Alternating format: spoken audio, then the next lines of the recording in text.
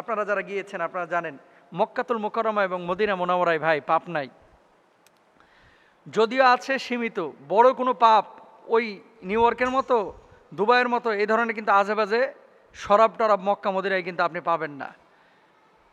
নাচানাচি মেয়েদেরকে নিয়ে এগুলো কিন্তু মক্কা মদিনায় আপনি পাবেন না। এই পবিত্র শহরের ব্যাপারে এই ধরনের চিন্তা চেতনা নিয়ে আসাও এটাও আমাদের জন্য লজ্জাস্কর এবং মুমিন হিসাবে আমাদের জন্য এটা কোনোভাবেই উচিত হবে না।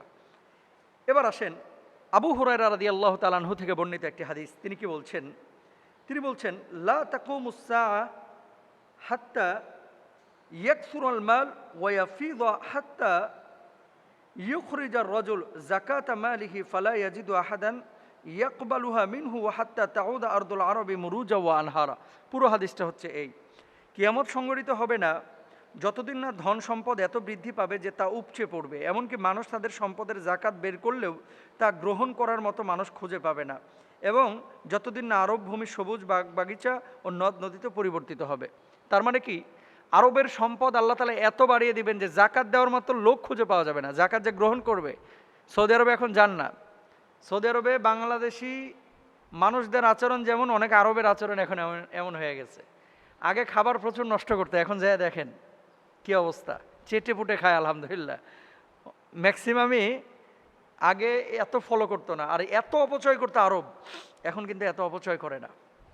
আমি রিসেন্ট কথা বলতেছি, খুব বেশি দিন হয় নাই, আর আমি তো প্রতি বছরই সফর করি, এবং আপনারা যারা আরবে আছেন আপনারা নিশ্চয়ই দেখবেন আগে খুব অপচয় করতে, এখন কিন্তু সেটা করে না।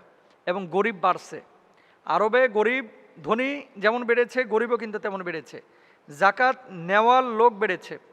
আপনি জর্ডানে যান, আপনি সিরিয়ায় যান, আপনি ইয়ামানে যান, ফিলিস্তিনে যান, দুবাই কাতারের কথা ভিন্ন, ওমানে যান, এ সমস্ত দেশে কিন্তু এখনও প্রচুর গরিব মানুষ আছে এবং যারা সাহায্যের জন্য হাত বাড়ায়।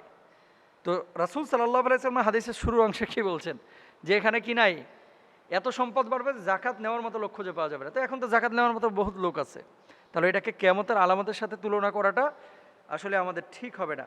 আর মক্কা মদিনার ব্যাপারে, মক্কা মদিনা হচ্ছে আমাদের কলিজার অংশ, হৃদয়ের অংশ। সবসময় মক্কা মদিনার ব্যাপারে, সোনার মদিনার ব্যাপারে আমাদের ধারণা হবে ভালো। যে বৃষ্টিটা আল্লাহ তাআলা দিয়েছেন এটা রহমের বৃষ্টি হতে পারে, এটা পরীক্ষার বৃষ্টি হতে পারে, কিন্তু এটাকে আযাবের বৃষ্টি বলে চালিয়ে দেওয়া কোনোভাবে এটা উচিত হবে না, কারণ মক্কা মদিনায় সেরকম কোনো গুনাহ আমরা দেখতে পাই না। এরপর আসেন,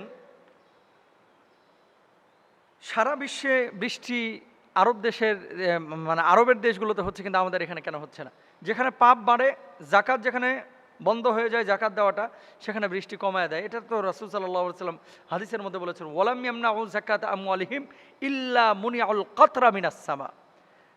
যখন জাকাত দেওয়াটা বন্ধ হয়ে যাবে আল্লাহ সুবহানাহু ওয়া তাআলা বৃষ্টিও বন্ধ করে দেবেন। তো আকাশের দরওয়াজা যদি খুলতে চান, বৃষ্টি যদি চান, বেশি বেশি জাকাত দিবেন এবং বেশি বেশি আপনারা তওবা ইস্তিগফার করবেন। ইউরসিলিস সামা আলাইকুম মিদরারা, আল্লাহ তাআলা পবিত্র কোরআনুল কারীমের মধ্যে বলেছেন।